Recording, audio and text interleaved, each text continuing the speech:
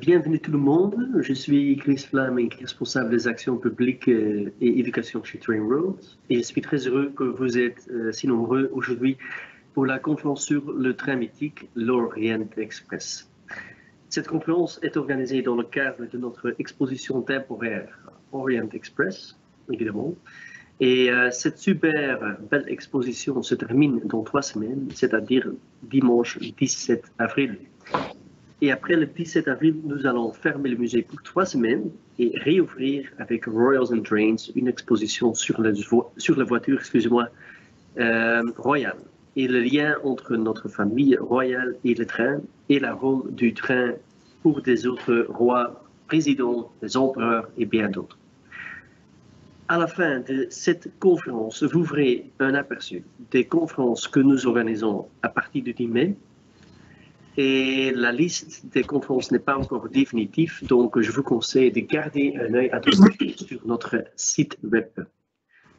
Et maintenant, j'aimerais attirer votre attention sur notre conférencier de ce matin, c'est Louis Gilliot. Il a fait déjà quelques conférences sur le thème de Chili.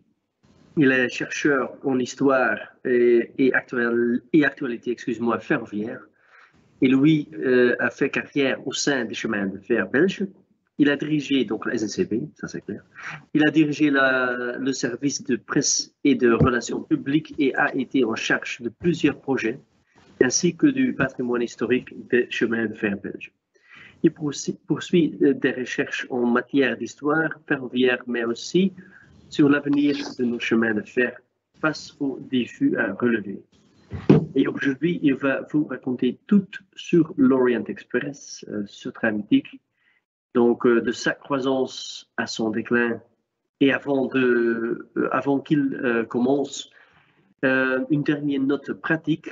Vous pouvez poser des questions via le Q&A et ces questions sont discutées à la fin. Beaucoup de plaisir et je donne la parole à Louis. Ok, merci beaucoup. Ça va, le contact est bon? Oui. Bonjour à tous. Et bienvenue alors donc dans ce voyage que nous allons entreprendre ensemble pour vous présenter cette absolue ferroviaire qu'a été l'Orient Express et en même temps son intégration dans l'entreprise internationale, la Compagnie internationale des wagons-lits, qui est d'origine belge, même si son activité la plus importante s'effectuait au départ de Paris. Alors voilà. Découvrons ensemble justement le père fondateur de toute cette épopée, qui est Georges Nagelmakers, liégeois d'origine, et qui peut être considéré comme à la fois la personne qui a amené les wagons-lits sur le continent européen, qui a été le père de l'Orient Express, et en même temps de la Compagnie des wagons-lits. À ce titre, à travers toute son activité dans nombre de pays d'Europe, on peut considérer qu'il était un des pères fondateurs de l'Europe des citoyens que nous vivons aujourd'hui. Des lointains pères fondateurs. Alors voilà, donc comment tout cela est-il né? Eh bien, en fait ici, en remontant un peu le temps par rapport à cette carte, eh bien, Georges Nagelmakers, dans les années 1860, est envoyé par sa famille aux États-Unis. Il découvre ce pays-continent et, entre autres, ses voyages forcément à longue distance vu l'ampleur des États-Unis. Et il constate effectivement, dans certains cas, certains voyages se déroulent la nuit, qu'il y a des voitures qui disposent de couchettes, mais le confort est très relatif, ainsi que l'intimité. En tout cas, il est intéressé par ces déplacements qui font gagner du temps, puisque on dort en roulant et on arrive à destination le matin. Et il se dit, à son retour, qu'il serait très intéressant de transposer cette possibilité sur le continent européen, mais en l'adaptant parce qu'ils sont très bien d'emblée, dans les années 1860-70, que les hommes d'affaires qui voyagent, ainsi que la bourgeoisie qui commence à voyager de plus en plus au fur et à mesure que les chemins de fer se développent, eh bien que cette bourgeoisie a besoin de confort et de plus d'intimité. Donc il faut revoir le concept des wagons-lits. Et donc il fait construire une première voiture, nous allons le voir, et il se lance sur un test. Dès 1872, à Vienne, il y a une exposition internationale et il parvient, avec le roi Léopold II, il a fondé, Georges Nagelmakers a fondé la Compagnie des wagons-lits, et avec l'aide de Léopold II, il intéresse des milieux d'affaires français, puisque là, il y a un plus grand vivier de clientèle que simplement en Belgique. Et ces milieux français sont très intéressés parce que ce projet de rejoindre Paris à Vienne par une voiture-lit la nuit peut être très intéressant, surtout s'il est porté par un Belge, puisque nous sommes juste au début des années 1870, la France vient d'être vaincue par la Prusse, et il est plus intéressant que ce soit un non-français, un Belge, qui porte le projet, puisqu'il faut passer des accords avec les chemins de fer de l'Alsace-Lorraine qui vient d'être annexé par l'Allemagne, des accords avec les chemins de fer du Bade-Württemberg, de la Bavière et de l'Autriche-Hongrie.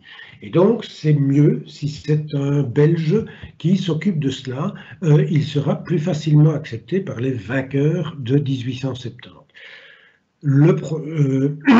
Nagelmakers est dynamique et il réussit son expérience. Et en 1872-1873, eh bien, une voiture-lit circule régulièrement entre Paris et Vienne à l'occasion de cette exposition.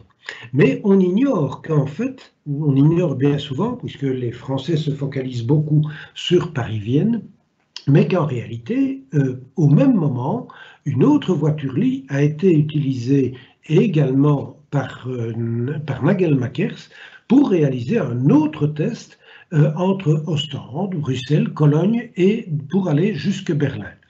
Parce que Nagelmakers avait déjà remarqué que nombre d'Anglais souhaitaient voyager, se déplacer vers l'Europe centrale, vers l'Allemagne, et donc il n'y avait pas que l'Europe du centre-sud, il y avait également l'Europe du centre-nord, et donc d'emblée, il avait conçu un deuxième service de wagon-lit. En tout cas, ces deux expériences sont un succès, et le projet est prometteur pour des développements ultérieurs.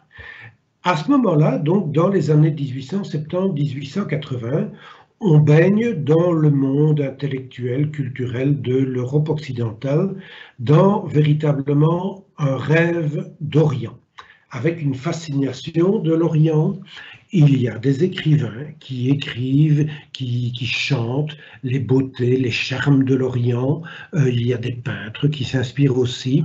Et c'est donc on vante un peu la région, l'Asie, l'ouverture vers l'Asie, le pays des mille et une nuits, des contes des mille et une nuits, les harems secrets, etc. Et donc il y a une attraction, il y a une demande, un désir d'aller découvrir cela.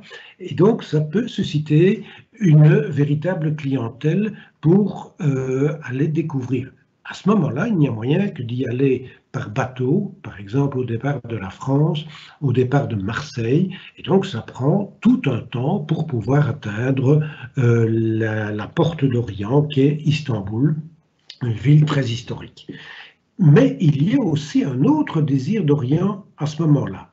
En réalité, l'Empire turc est en plein déclin et il est en fait convoité par les puissances occidentales qui sont la Grande-Bretagne, la France, l'Allemagne, l'Autriche-Hongrie et la Russie. En 1878, il y a une guerre entre la Russie et la Turquie. La Russie gagne la guerre et elle conclut un traité de fin de guerre avec la Turquie à San Stefano, qui est juste ici dans à la limite de Constantinople. Et donc, au terme de ce traité, la Bulgarie, ici, devient autonome par rapport à l'Empire ottoman dans lequel elle était intégrée auparavant, tandis que 3 pays, le Monténégro, la Serbie et la Roumanie, deviennent indépendants. Mais un petit peu sous une tutelle, tout cela sous une tutelle russe.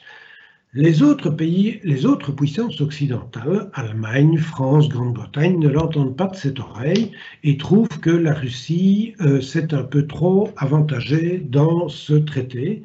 Et on réorganise en 1881 à Berlin un congrès pour à nouveau répartir les influences entre puissances occidentales dans les Balkans.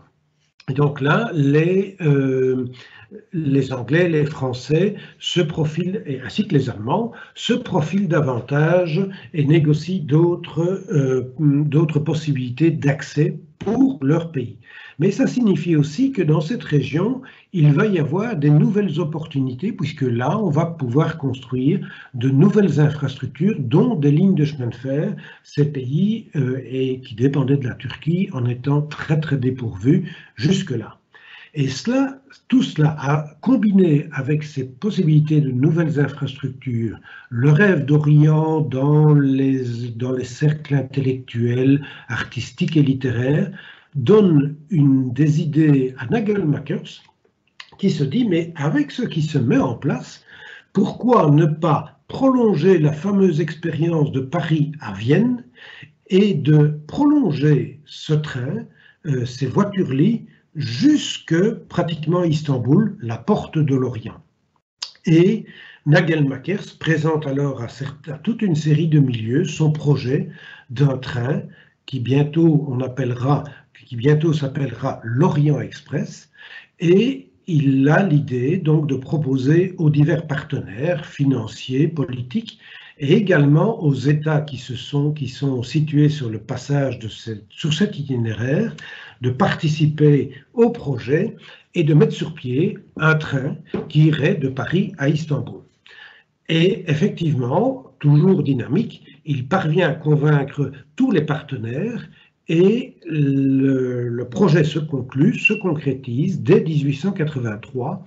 Un train relie donc Paris jusqu'à la mer Noire, parce que dans un premier temps, il n'y a pas encore de chemin de fer disponible entre Belgrade, Sofia et Istanbul, et le train peut aller seulement jusque Varna sur la mer Noire, et la dernière partie du trajet s'effectue par bateau vers Istanbul.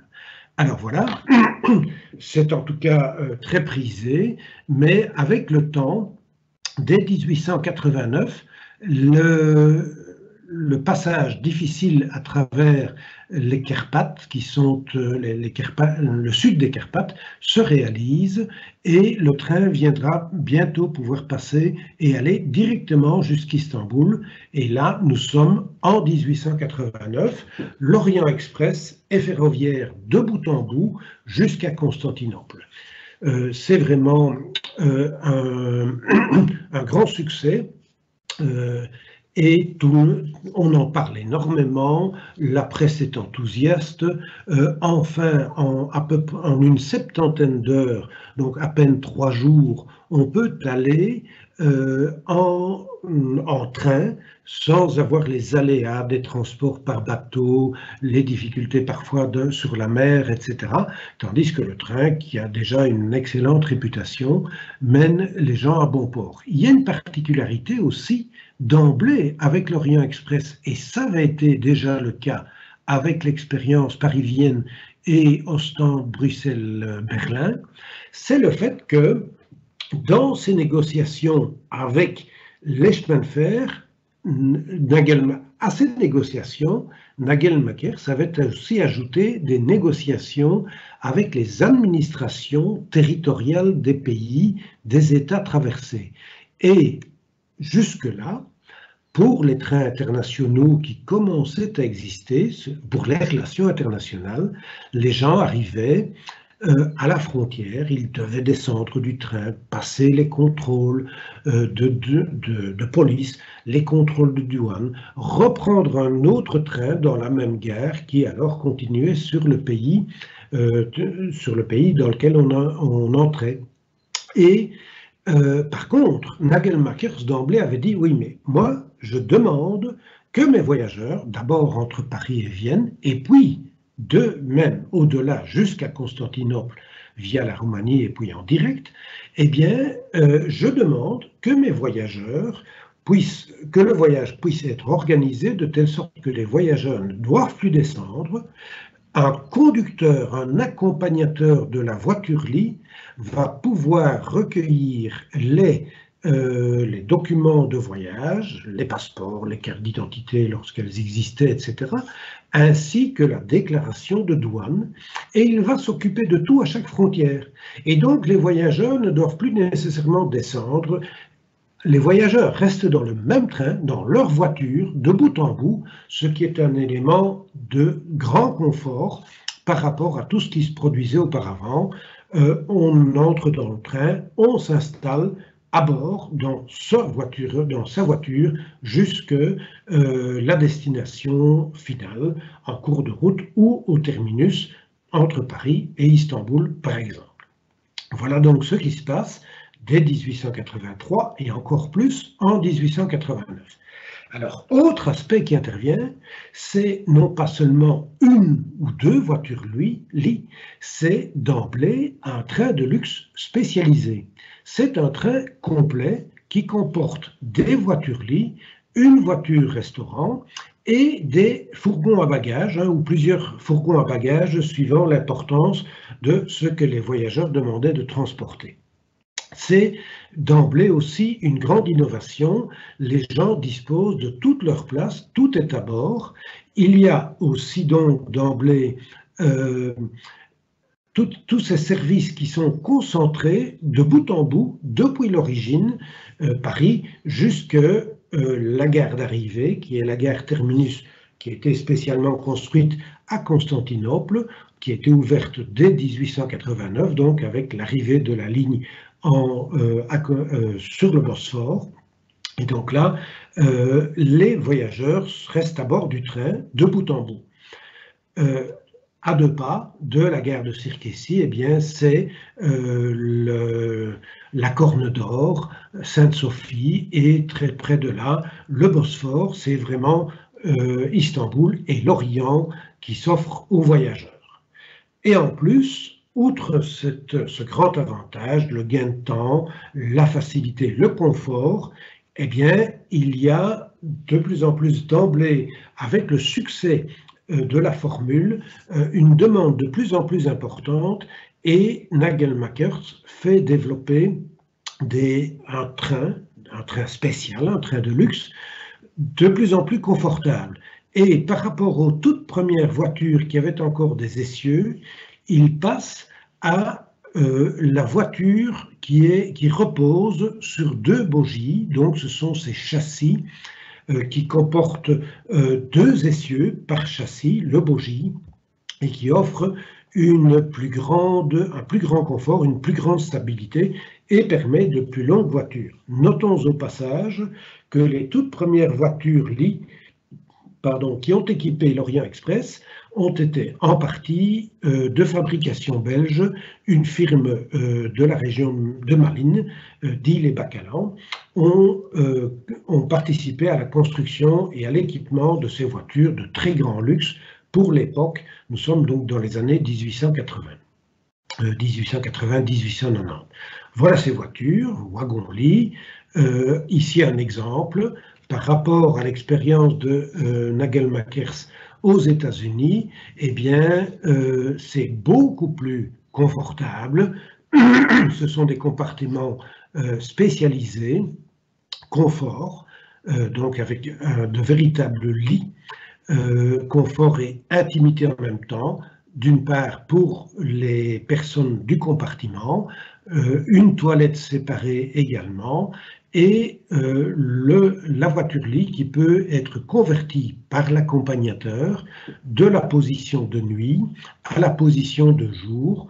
Et donc, on est vraiment un petit chez-soi tout au long du voyage, ce que donc la clientèle continue à apprécier et à plébisciter. Voilà donc ce qu'il réalise, mais Nagel-Makers va plus loin. En même temps, dans ce fameux train de luxe spécialisé, eh bien, il a fait inclure un wagon-restaurant, une voiture-restaurant, puisqu'il est aussi monté sur bogie pour la stabilité et le confort du roulement. Et là, c'est une immense nouveauté par rapport à ce qui se faisait auparavant. Dans bien des cas, au cours de ces voyages internationaux, les gens qui se déplaçaient devaient être très attentifs, devaient réserver dans les buffets des gares intermédiaires un repas dont il fallait faire être très attentif au fait qu'on aurait le temps de le prendre entre l'arrivée du train et le départ, soit du même train, soit du train de correspondance, de façon à ne pas rater celui-ci. À avoir une place réservée, à devoir manger parfois un peu vite, des mets qui n'étaient pas suffisamment, qu'on n'avait pas vraiment le temps de déguster. Et par rapport à tout cela, eh bien, Nagel-Makers pousse aussi son organisation de telle sorte que une voiture-restaurant va permettre aux voyageurs du train de prendre tout leur repas à bord du train, de la voiture-restaurant, du début du départ jusqu'au terminus. Et pour cela, Nagel-Makers, outre toutes ses conventions avec les chemins de fer et avec les administrations fiscales, policières, etc., des différents pays traversés, eh bien, ces équipes prennent contact avec des prestataires locaux dans les grandes gares étapes, puisqu'il faut toujours s'arrêter à certains endroits pour changer de locomotive. Nous sommes à l'époque des premières générations de locomotives à vapeur, et tous les 200-300 km, il faut changer de locomotive. Eh bien, à certaines des étapes, Nagel-Makers, en fonction des heures de repas et des temps de préparation pour la brigade de la salle de restaurant, Nagel-Makers et ses équipes ont passé des accords avec des prestataires locaux, des restaurateurs, des boulangers, des marchands de victuailles, etc., pour que la voiture-restaurant soit approvisionnée de telle sorte en fonction des commandes qui ont été passées par télégramme et de façon à ce que l'équipe, à bord du train, possède tous l'avitaillement nécessaire pour préparer le ou les repas suivants jusqu'à la prochaine étape où d'autres prestataires renouvelleront les frigos et les garde-manger de la voiture-restaurant. C'est toute une organisation logistique, mais qui fonctionnait. Et grâce à cette bonne organisation, on voit ici, voilà un exemple d'un menu du 22 mars 1887, et on voit que le menu ici, pour le dîner, un consommé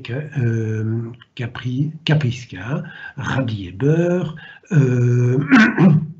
l'aloyau braisé au petit pois, pigeons haute cresson, épinards à la crème, entremets, fruits et fromages. C'est vraiment copieux, attirant et effectivement, la clientèle ne s'y trompe pas et elle apprécie beaucoup. Et effectivement, de pouvoir voyager, voir le paysage qui défile et en même temps passer un bon moment et prendre du plaisir à bord de l'Orient Express, voire même d'autres trains internationaux que la compagnie met en place. Et donc, c'est vraiment toute une aura, un sommet du luxe de voyage au tournant du 19e, 20e siècle. Mais ce qu'on ne sait pas, bien souvent, on parle de l'Orient Express, de Paris à Istanbul, la littérature, les médias qui en parlent de façon dithyrambique, eh bien, c'est qu'il y avait à côté de Paris, Vienne, Istanbul, également une tranche Orient Express qui avait son départ à Ostende, et parce que Nagel-Makers et sa compagnie internationale des wagons-lits avaient remarqué qu'il y avait une demande anglaise pour partir directement, sans nécessairement passer par Paris, pour partir directement vers l'Orient, Vienne et ensuite Istanbul. Et donc, très tôt, au milieu des années 1895, Nagel-Makers lance un train au départ d'Ostende, qui via Bruxelles, l'Allemagne du Sud, Munich, va gagner l'Autriche et se joindre à la tranche Paris pour gagner Vienne et ensuite l'Orient Express. Dès 1900, il y aura des voitures directes entre Ostende et Istanbul. Ce train est présenté, il est effectivement on en fait la publicité. Vous voyez ici, par exemple, l'Ostende, le Constanza Express, qui relie Ostende à Constantinople. Il y avait aussi une variante qui permettait d'aller sur la mer Noire, jusqu'à Constanza. Notons au passage sur cette affiche la locomotive qui est directement inspirée, que l'artiste s'est directement inspiré du type 12 de l'État belge à l'époque. D'ailleurs, si on regarde bien un petit peu cette locomotive et celle qui en réalité tire le train au départ d'Ostende, il y a véritablement un air de famille. Voilà, donc cette locomotive, ce train, l'Orient Express, qui, voilà son parcours. J'ai ici insisté sur la liaison au départ d'Ostende. Ici, ma source est telle qu'elle est issue d'une carte en 1940. À ce moment-là, la liaison entre les deux tranches, celle de Paris et celle d'Ostende, se faisait à Linz. Mais auparavant, en 1900, elle se faisait à Wels, qui est juste ici un petit peu à l'ouest de Linz. Et voilà un exemple ici, sur une des voitures de la compagnie. On voit très bien, c'est la voiture de retour, le train au départ d'Istanbul et vers Vienne et à destination d'Ostende, et de là, la correspondance vers Londres.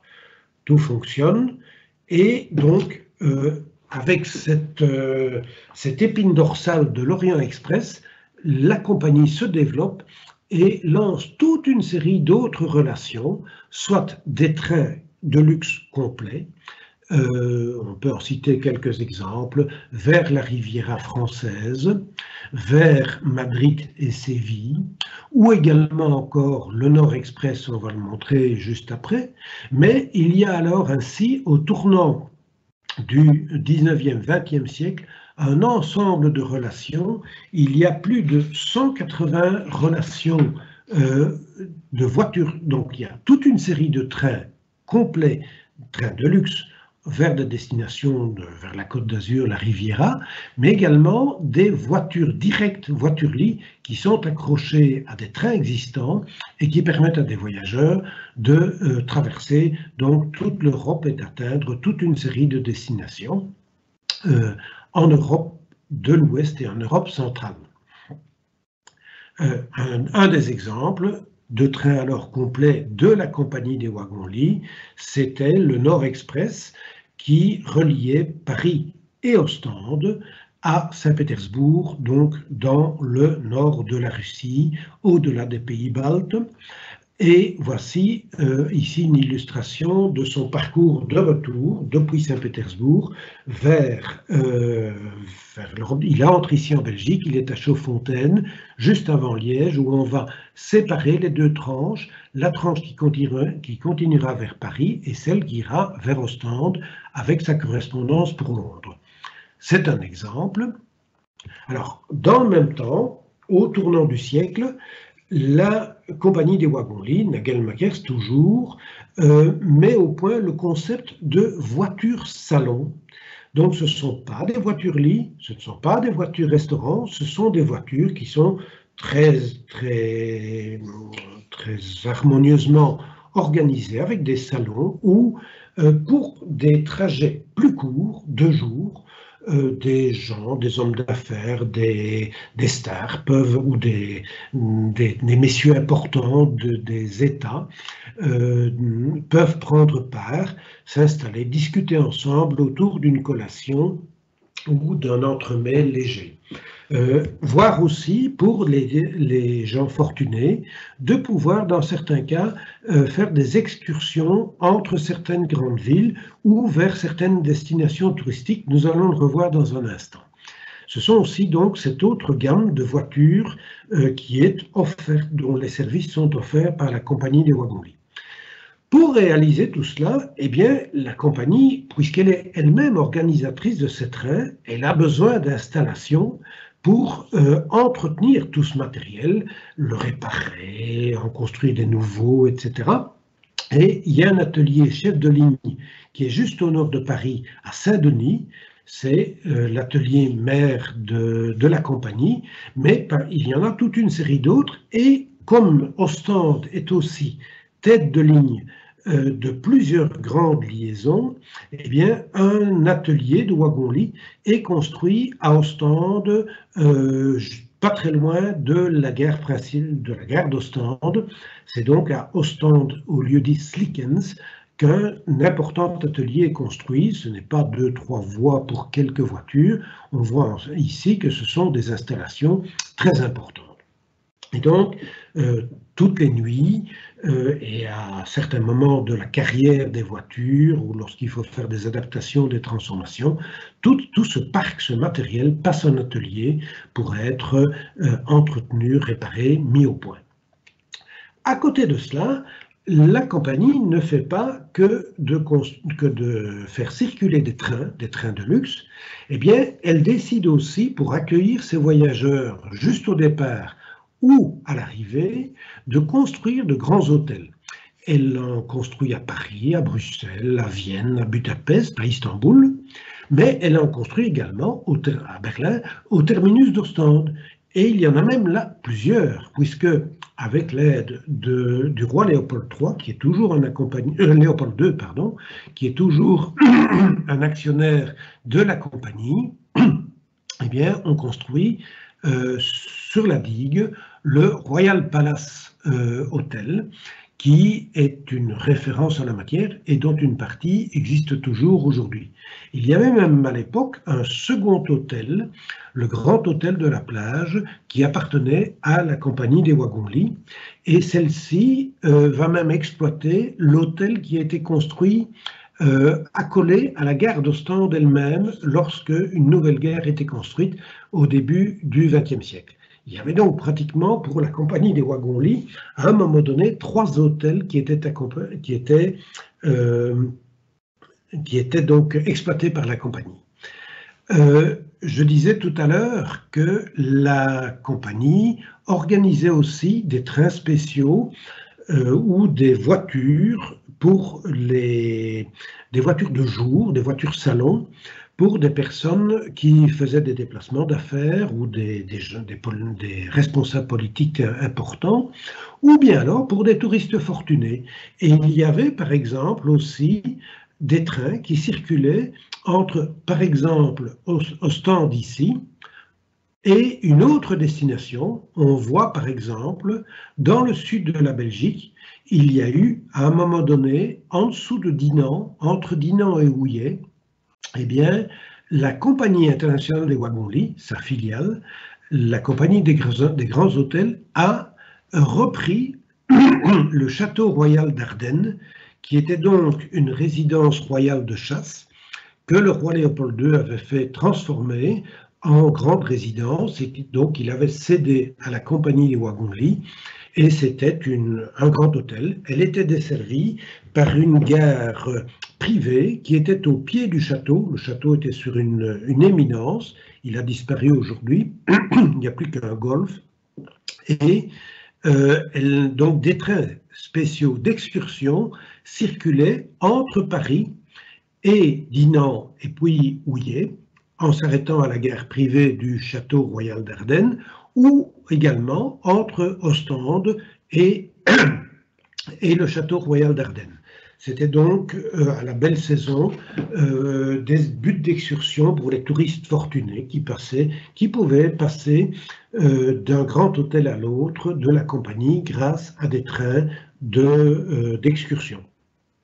C'est donc toute une belle et euphorique situation qui, malheureusement, oui, également un autre hôtel, citons-le, à Constantinople, excusez-moi. Le grand hôtel Pera Palace, qui a aussi abrité des têtes couronnées et qui va également accueillir dans ces locaux une écrivaine célèbre dont nous reparlerons un petit peu plus loin. Alors voilà, le temps passe et il nous faut avancer.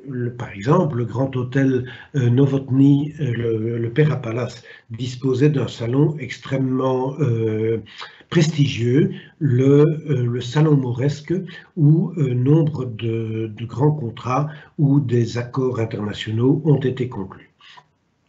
L'Orient Express a aussi toute une légende et effectivement, c'est pas toujours simple en fonction des aléas climatiques de se déplacer. Et il est arrivé, par exemple, que au tout début du XXe siècle, le train soit bloqué. Il y a eu un cas où le train était bloqué pendant 11 jours dans la neige à un point tel que le personnel, qui avait sans doute un peu des équipements spéciaux, carrément des armes, est allé à la chasse au gibier pour parvenir à avitailler et à restaurer la clientèle, qui semble ici n'avoir pas trop pris de mauvaise part cette interruption forcée. Voilà. Ce fameux épisode va inspirer notre grande romancière dont nous avons parlé et qui a séjourné au Perapalas. Nous y reviendrons tout à l'heure. Il y a aussi parmi les voyageurs des gens très particuliers. Ici, le fameux marchand d'armes Basil Bazarov. Non, c'est Basil Zaharov, excusez-moi. Basil Zaharov, qui était un marchand d'armes et qui avait l'art de faire affaire avec différents pays, dont certains étaient même en conflit entre eux. C'est un personnage qui a utilisé plusieurs trains de la compagnie, dont l'Orient Express. Ou d'autres, ici, une certaine Margareta Gertruda Zell, qui était une personnalité à la réputation très sulfureuse, une néerlandaise, qui a séduit plusieurs grands personnages à l'époque et qui, malheureusement pour elle, va terminer dramatiquement. Elle était plus connue comme Mata Hari et, comme on sait, elle sera fusillée en 1917 pour espionnage. C'était une personne qui a aussi utilisé l'Orient Express et plusieurs trains de la compagnie. À l'autre extrémité, il y a également d'autres, même carrément des têtes couronnées. On l'a appelé l'Orient Express, le roi des trains et le train des rois. Et il y a eu ainsi, que ce soit sur l'Orient Express ou d'autres trains, je l'ai dit, des trains qui gagnaient la Riviera, eh bien des têtes couronnées, nous avons ici Léopold II. Ici, plusieurs sources disent que c'est un photomontage. Mais donc Léopold II, arrivant à Beaulieu-sur-Mer, donc sur la Côte d'Azur, il possédait une villa prestigieuse à Saint-Jean-Cap-Ferrat. On voit ici son arrivée. Cette belle époque, malheureusement, elle va être terriblement, je dirais, brutalement arrêtée par la guerre 1914-1918, où, du fait de toutes les relations internationales, les relations transfrontalières par train sont arrêtées. Et également, il y a des dégâts aux installations, il y a parfois des dégâts au matériel, mais spécialement pour la compagnie des wagons-lits, eh bien, il va y avoir deux grosses conséquences. La première, c'est que, donc, avec la poussée allemande tant vers l'ouest, allemande et austro-hongroise, tant vers l'ouest que vers le sud, d'emblée, dès le début de la guerre, dès le mois d'août 1914, l'administration allemande et ainsi que les alliés austro-hongrois prennent des contacts avec l'Empire ottoman qui est leur allié et ils prennent la décision de renforcer les relations vers Istanbul et même de développer des relations vers le sud-est de la Turquie, dans ce qui reste encore à l'époque de l'Empire ottoman. Et le but, c'est de réaliser ce que les Allemands avaient en tête depuis tout un temps, c'est le Berlin-Bagdad par le rail. avec l'idée ensuite de continuer jusqu'à Bassora sur le golfe Persique à ce moment-là. L'idée qui est là derrière, c'est bien entendu, on sait depuis les années 1890 l'importance que va prendre le pétrole avec l'arrivée du moteur à essence. Rudolf Diesel a inventé il y a peu de temps le moteur qui porte son nom, et même s'il est disparu, tout le monde sait que les qualités spécifiques de ce moteur promettent le carburant, ce moteur et son carburant a un grand avenir, et donc les Allemands cherchent très vite à se positionner, et même pendant la guerre, cherchent à développer donc le réseau des chemins de fer turcs. Ça, c'est un premier aspect. Un autre aspect, c'est que les Allemands et Austro-Hongrois font main basse sur le réseau de la compagnie dans le centre de l'Europe, la compagnie des wagons-lits, et pour marquer leur prise de pouvoir tant territoriale que sur les affaires économiques, eh bien, les Allemands fondent la compagnie Mitropa, qui est une concentration de termes Mitteleuropa, et qui est une compagnie de wagons-lits et une compagnie de wagons-restaurants qui va donc assurer le service sur toutes les lignes du centre-Europe qui étaient auparavant desservies par la compagnie des wagons-lits. Donc la compagnie des wagons-lits est amputée de toute une série de ses services à ce moment-là. La guerre se termine en 1918. Le maréchal Foch, qui donc était le commandant suprême des Alliés, disposait de plusieurs voitures-restaurants et de voitures-lits pour son staff général. Et donc il fait, entre le 8 et le 11 novembre, l'armistice se négocie dans la forêt de Rotonde, près de Compiègne. Il a fait venir là certaines de ses voitures liées voitures-restaurants. Et dans la 2419D, l'armistice a été signé. Après la guerre, cette voiture est ramenée en grande pompe au musée des Invalides, où elle est le symbole de la paix retrouvée. Et donc on l'expose dans la cour d'honneur des Invalides. La guerre s'est terminée, les relations internationales peuvent recommencer, mais curieusement, à ce moment-là, il y a en 1919 le traité de Versailles qui conclut les conditions de la paix. Et là, à l'époque, pour nombre de dirigeants, les chemins de fer sont toujours considérés comme l'élément essentiel de cohérence et de développement d'un pays. Et en fonction de cela, ils interdisent qu'un train comme l'Orient Express aille encore desservir l'Allemagne et l'Autriche-Hongrie. Parce que ce sont des pays vaincus et il ne faut pas leur laisser la possibilité de se redévelopper avec des services ferroviaires de prestige. Et donc l'Orient Express, la compagnie des wagons-lits, qui reprend ses services, doit inventer un nouvel itinéraire et on change le nom du train.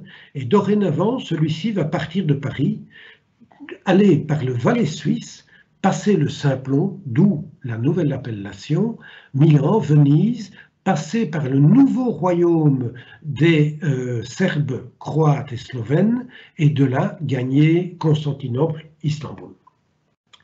Heureusement, en 1921, tout doucement, les choses s'améliorent, les conditions se tassent et l'itinéraire par l'Est va pouvoir continuer par Munich et Vienne et atteindre Bucarest par là. Également, à cette époque-là, la compagnie va lancer l'Arlberg Orient Express qui va permettre de desservir le centre et l'est de la Suisse, qui est déjà un pays touristique très prisé. Donc tout ça se relance, mais d'autre part, dans la foulée de l'armistice, les puissances occidentales, essentiellement les Alliés, anglais et français, se sont partagés les zones d'influence à l'est de la Méditerranée.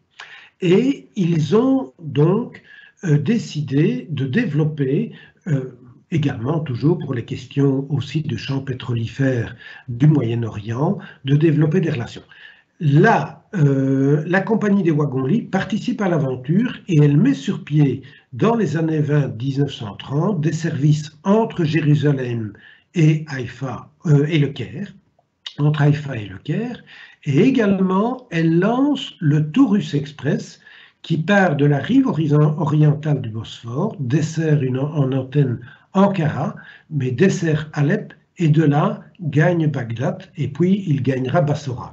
C'est le Taurus Express qui, à Istanbul, est en correspondance, moyennant des ferries qui traversent le micro-détroit ici, qui est en correspondance avec l'Orient Express.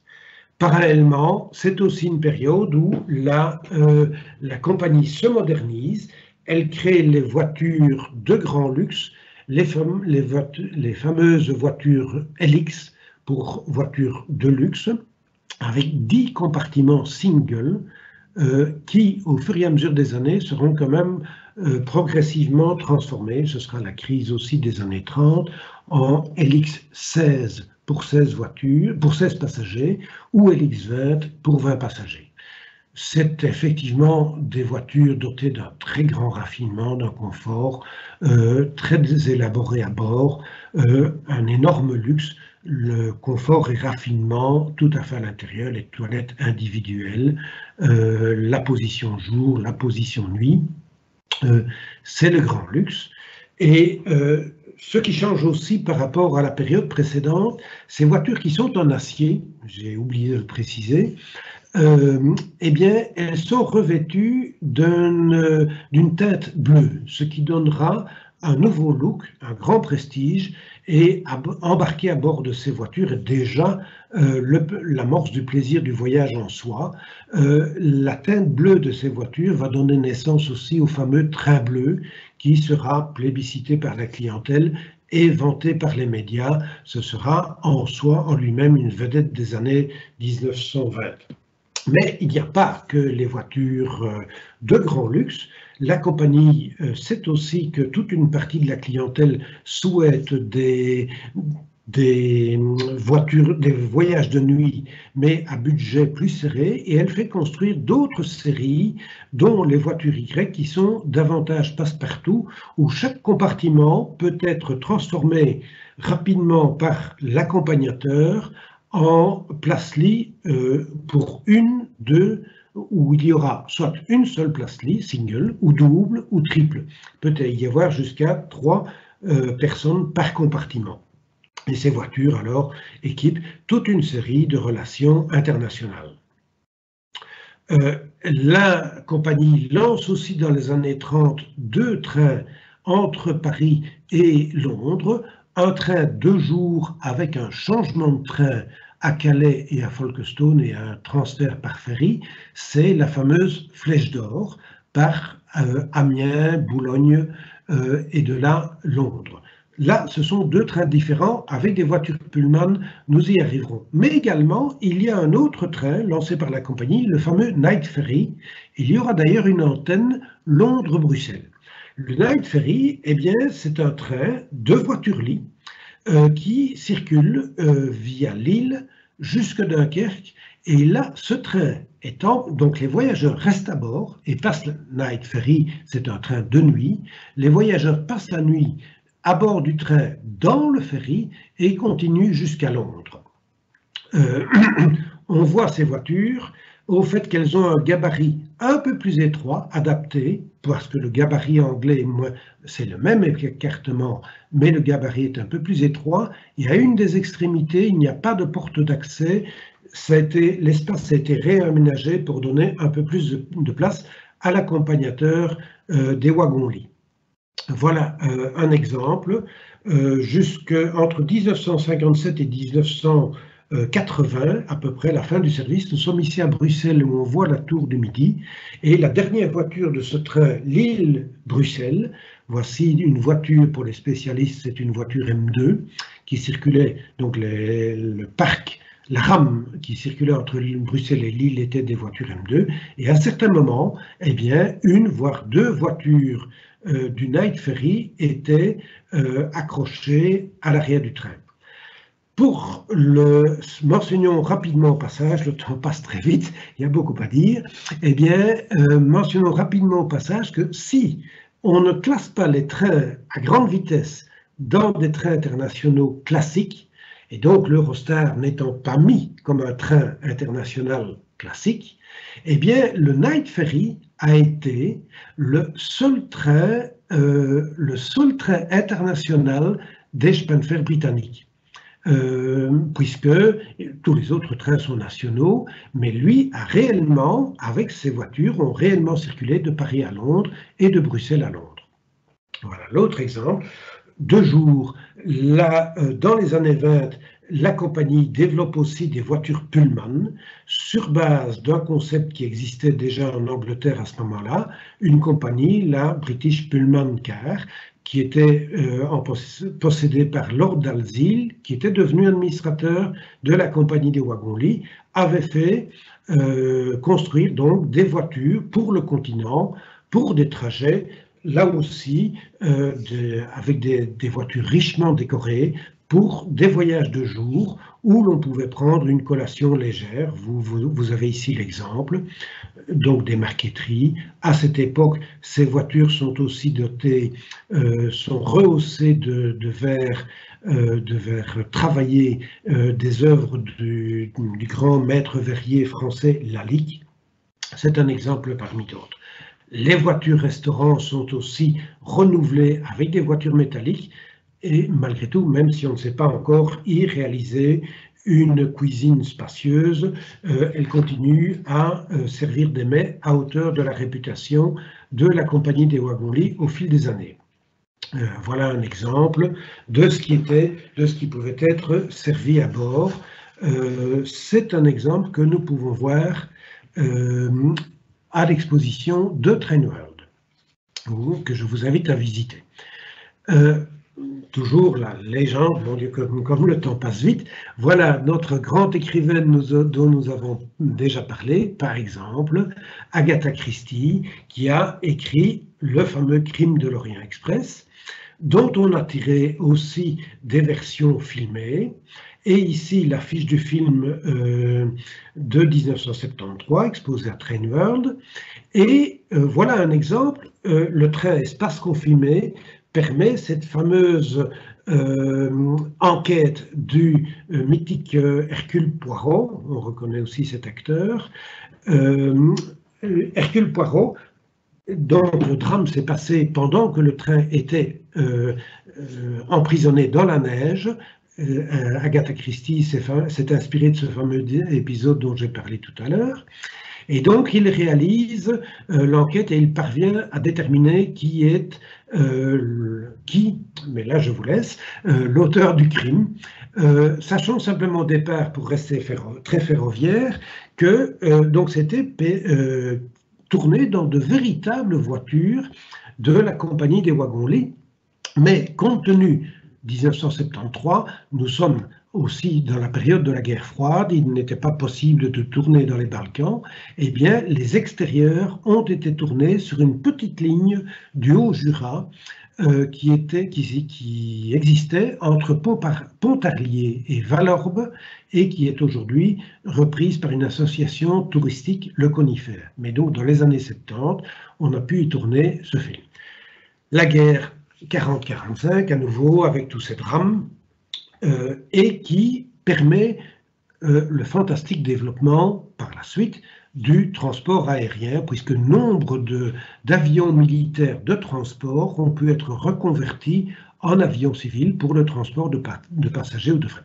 Ça porte un coup terrible au chemin de fer. Ici, après la guerre, voilà un Orient Express au passage à travers l'Allemagne, mais ces trains ont perdu de leur prestige. Il y a moins de voitures-lits, la clientèle commence à se détourner tout doucement, et en même temps, il se fait que c'est aussi plus difficile de se déplacer vers l'Est, le centre et l'Est de l'Europe, parce que juste après la guerre, nombre de ces pays sont devenus des pays à régime communiste, et il y a beaucoup plus de contrôle, les voyages sont freinés, sont beaucoup plus contrôlés, et donc l'Orient Express perd de son prestige et de son attrait vis-à-vis de la clientèle. Malgré tout, il garde une aura, et voilà, oh là là, en allemand dans le texte des journaux, quand une star au début des années 60, bien connue, débarque de l'Orient Express, eh bien, elle attire toujours beaucoup de monde. Il y en aura d'autres, mais en même temps, la compagnie essaye de réagir et de regagner de la clientèle par rapport à l'aérien, et elle construit par exemple de nouvelles voitures-lits métalliques, les fameuses voitures-lits P, à caisse en acier inox, et où il y avait une vingtaine de compartiments au design très particulier, les voitures-lits P à compartiments imbriqués au bas, mais offrant quand même un confort suffisant à chaque voyageur individuel. P parce que c'est le nom Pilopic, qui était donc ingénieur en chef des services techniques de la compagnie, et c'est lui qui avait conçu le design de ces nouvelles voitures. Malgré tout, il y a encore toute une série de voitures classiques, et on continue à faire une publicité bon chic, bon genre, parce que tout est quand même reste bien convenable. Nous sommes encore dans le conformisme des années 1960. Il ne faut pas choquer la clientèle bien pensante.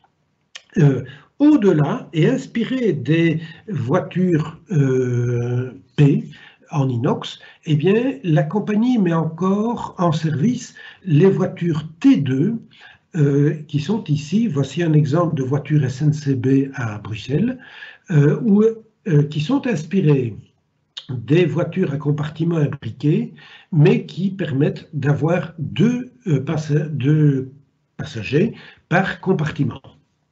Donc là, ces voitures comportent 18 compartiments et peuvent transporter jusqu'à 36 passagers, et elles sont dotées de l'air conditionné. Alors, effectivement, à cette époque, c'est en fait la dernière voiture conçue par les wagons-lits. Il y en aura encore une série un peu plus tard, mais au tournant des années 70, la compagnie des wagons-lits connaît une transformation, une révolution copernicienne. La plupart des voitures du parc passent dans le pool Trans-Euronight, qui est géré par les réseaux, et dans bien des cas, les voitures deviennent la propriété des réseaux. La compagnie cède ces voitures et elle se concentre, elle, sur le service à bord, le service dans les voitures-restaurants et le service d'accompagnement des voituriers. Un exemple, voilà, un exemple de service à bord, très grande classe, pour servir sur des grands plats on sert directement, toujours un service très raffiné, très relevé, à bord des voitures-lits. Par exemple ici, c'est un Trans-Europe Express dans lequel les services sont réalisés. Et malgré l'espace exigu, eh bien, le personnel de bord parvient à réaliser des miracles. En fait, dans certains cas, la compagnie s'était réorganisée, certaines préparations de repas étaient réalisées à terre, donc dans les gares de départ, et étaient amenées à bord de la voiture-restaurant pour la finalisation. Eh bien, par exemple, dans certains Trans-Europe Express Bruxelles-Paris, où on circulait en 2h30 entre les deux villes, eh bien, il y avait parfois, de chaque côté de la voiture-restaurant inox, il y avait deux voitures coach où on pouvait dresser des tables comme celle-là, ce qui permettait d'avoir pratiquement, avec une préparation au départ, mais malgré tout la finalisation à bord, on parvenait à servir jusqu'à 120 repas sur le trajet de 2h30 entre Paris et Bruxelles. C'est une véritable performance. Voilà, au départ d'installation quand même extrêmement exiguë. Il y en a d'autres. La compagnie des wagons-lits a collaboré avec, par exemple pour la Belgique, on se souvient de Railtour, qui réalisait donc des trains de vacances entre Bruxelles et la côte adriatique, voire même le sud de la France, dans les années 70. Et là, à l'époque, même le directeur de la compagnie, Jacques Cornet, pour ceux qui l'ont connu, s'était organisé avec la compagnie des wagons-lits pour que, moyennant un système très sophistiqué, le personnel de bord, donc ces trains qui avaient jusqu'à 12 ou 15 voitures couchettes SNCB à ce moment-là, eh bien, transportaient jusqu'à 800 personnes pour partir, et il était parvenu à concevoir un système de telle sorte que, au départ d'une pré-cuisine à Bruxelles-Midi, eh bien, des cassolettes étaient embarquées dans une voiture adaptée pour pouvoir servir jusqu'à 800 repas du soir, 800 repas chauds dans le train. Voilà un exemple. Malheureusement, bon, si on revient un instant à l'Orient Express, nous sommes dans les années 1970, malgré toutes ces transformations, et nous sommes toujours dans la guerre froide à ce moment-là. L'Orient Express, qui s'est appelé Direct Orient, a perdu de plus en plus de son aura et de la clientèle. Et le 17 mai 1977, il y a au départ de Paris-Lyon, via le Simplon et l'Italie du Nord, un dernier Direct Orient.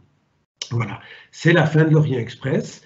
Un Orient Express circulera toujours de Paris-Est vers Vienne et Bucarest ou Budapest, suivant les années, jusqu'au tournant des années 1990. Ce sera quand même une fameuse existence pour ce train et la carte de visite.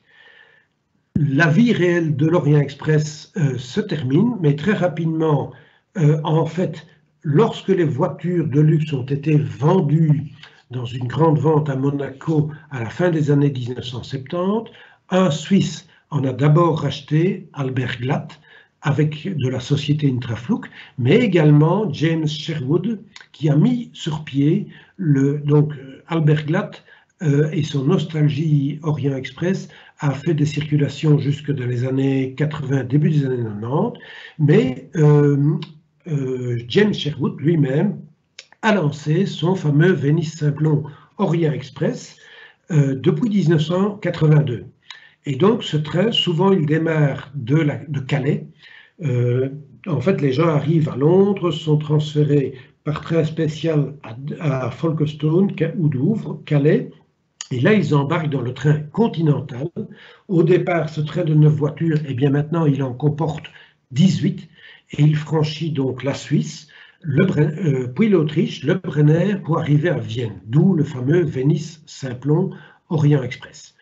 Il transite parfois aussi par la Belgique, et voilà, tout récemment ici, au mois de juin 1921, un de ces Venise-Simplon Orient Express a fait un trajet spécial entre Paris et Amsterdam, et le voici au retour, le 26 juin de l'année dernière, à son arrivée à Bruxelles-Nord. À côté de cela, il y a la compagnie des wagons-lits a conservé elle-même quelques voitures, mais elle les a revendues en 2010 vers 2010 à la SNCF, qui a restauré certaines de ces voitures qui sont d'ailleurs classées. Et donc la SNCF les utilise pour des trains spéciaux et des événements. Et voici par exemple, lors des Journées du patrimoine à Lille, en septembre 2021. Et regardons bien la voiture, parce que cette voiture-ci et une de ses sœurs, eh bien on la retrouve quelques semaines plus tard, où cela, à Tradeworld. Et voici la même voiture, vue de l'intérieur, en exposition à Tradeworld. Je vous invite à nouveau à aller la visiter. Voilà la fin du voyage. L'expo, eh bien, vous avez encore 15 jours pour à peu près un peu plus de 15 jours, 3 semaines pour la visiter. Signalons simplement que en réalité, l'Orient Express, qui a vécu, qui a ressurgi de ses cendres grâce à certains trains touristiques, eh bien, un véritable Orient Express est annoncé pour 2023-2024 par le groupe Accor, qui a repris la compagnie Wagon-Lit et qui est toujours propriétaire de la marque Orient Express, et un groupe de luxe italien, Arsenale, ont passé un accord ici, ça a été annoncé pratiquement le 31 décembre 2021, pour créer un Orient Express, la Dolce Vita, dont une circulation sera organisée à partir de 2024 pour un train entre Rome et Istanbul. Donc l'aventure n'est pas terminée, bien qu'elle se termine pour nous, et je vous annonce en même temps, vous le découvrez comme moi, eh bien, les diverses manifestations qui auront lieu prochainement à Trenburn. Je vous remercie de votre attention et je cède la parole à nouveau à Chris.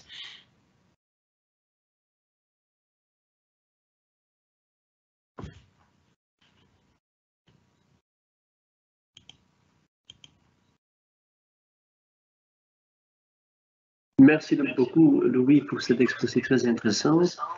Je vois à ce moment pas de questions. Je ne sais pas s'il y a des questions par les gens qui ont suivi la formation, la conférence. J'ai peut-être été un peu vite. Oui, peut-être, mais je crois que c'est bien passé. Mais je ne vois pas de questions. S'il n'y a pas, on peut conclure ici. Hein. Je reste à disposition, on peut encore attendre une minute ou deux, ou sinon, les questions peuvent être posées et elles seront, on peut les transférer, j'essaierai d'y répondre. C'est ça, on peut faire comme ça.